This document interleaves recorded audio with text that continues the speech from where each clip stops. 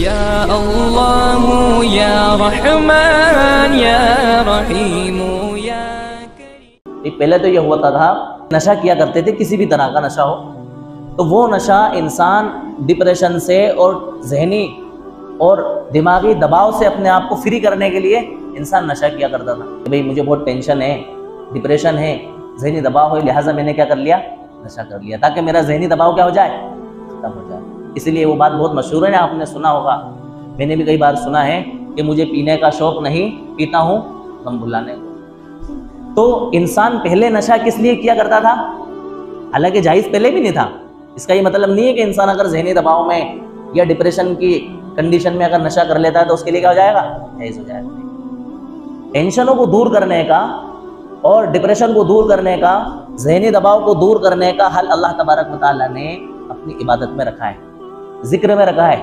اللہ تعالیٰ نے فرمایا الا بذکر اللہ تطمئن القلوب، کہ تم اپنے دلوں کو صرف اللہ کے ذکر سے ہی کیا دے سکتے ہو، سکون دے سکتے ہو، ان کو اطمینان دے سکتے ہو۔ اس کے علاوہ دنیا میں کوئی چیز ایسی نہیں ہے جو انسان کے دل کو اور اس کے ذہن کو سکون فراہم کر دے۔ صرف اللہ تعالیٰ نے اپنی یاد میں اور اپنے ذکر میں کیا رکھا ہے، سکون رکھا ہے۔ اس لیے کہا جاتا ہے کہ ذکر جو ہے نا وہ روح کی غذا ہے۔ جس طرح سے انسان غذا استعمال کر کے اپنے بدن کو طاقت اور تقویت بخشتا ہے، قوت بخشتا ہے، اسی طرح انسان اللہ تعالیٰ کا ذکر کر کے اپنی روح کو طاقت بخشتا ہے اور اس کو قوت بخشتا ہے۔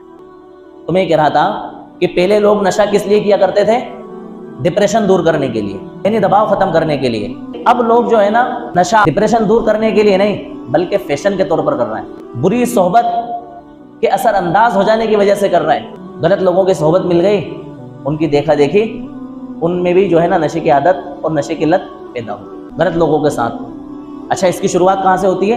سگریٹ سے ہوتی ہے، تمباکو سے ہوتی ہے۔ دیکھو تمباکو اور جو سگریٹ ہے یہ جائز ہے، ناجائز ہے، حلال ہے، حرام ہے، یہ ایک الگ بحث ہے، لیکن یہ بھی منشیات میں آتا ہے۔ کائے میں آتا ہے؟ منشیات میں آتا ہے۔ ان چیزوں کو بھی علماء نے پسند نہیں کیا ہے بلکہ ان کو مکروہ تنزیہی قرار دیا ہے۔ جب تمباکو اور سگریٹ نوشی کی بات چلی تو آپ سمجھ لیں اس بات کو بھی، تمباکو اور سگریٹ نوشی اگر ان دونوں چیزوں سے انسان کو نقصان پہنچنے کا یقین یا ظن غالب ہو تو ایسی صورت میں ان چیزوں کا پینا ناجائز ہے، مکروہ تحریمی ہے، یعنی ایسی صورت میں انسان ان چیزوں کا استعمال کرنے سے گناہ گار ہوگا۔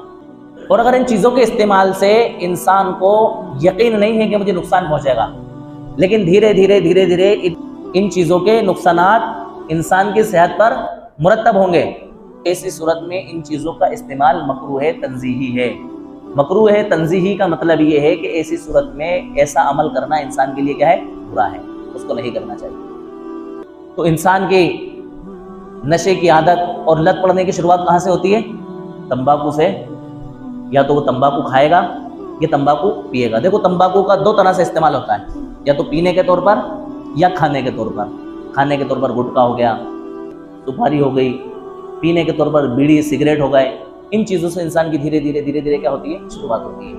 اگرچہ ان کے بہت زیادہ نقصانات نہیں ہیں لیکن کہیں نہ کہیں یہ چیزیں بھی نقصان سے خالی نہیں ہیں۔ آپ نے دیکھا ہوگا کہ سگریٹ پینے والوں کے پھیپھڑے خراب ہو جاتے ہیں اور ان کو سانس کی بیماری پیدا ہو جاتی ہے، کھانسی کی بیماری پیدا ہو جاتی ہے، دانت خراب ہو جاتے ہیں، ہونٹ کالے پڑ جاتے ہیں، کف جم جاتا ہے اور عجیب و غریب قسم کی بیماریاں ان کو کیا ہو جاتی ہے، پیدا ہو جاتی ہے۔ لہٰذا انسان کو ہر ایسی چیز جو اس کی صحت کو نقصان پہنچائے، اس کے بدن کو نقصان پہنچائے، اس سے اس کو بچنا چاہیے، گریز کرنا چاہیے اور اپنے آپ کی کیا کرنا چاہیے، حفاظت کرنا چاہیے۔ چند سال پہلے ایک ریسرچ کے مطابق تمباکو نوشی سے ایک سال میں 60 لاکھ لوگ جو ہے نا موت کے منہ میں چلے جاتے ہیں۔ تمباکو نوشی سے، چاہے وہ تمباکو پی رہے ہوں یا تمباکو کھا رہے ہوں، کہاں چلے جاتے ہیں؟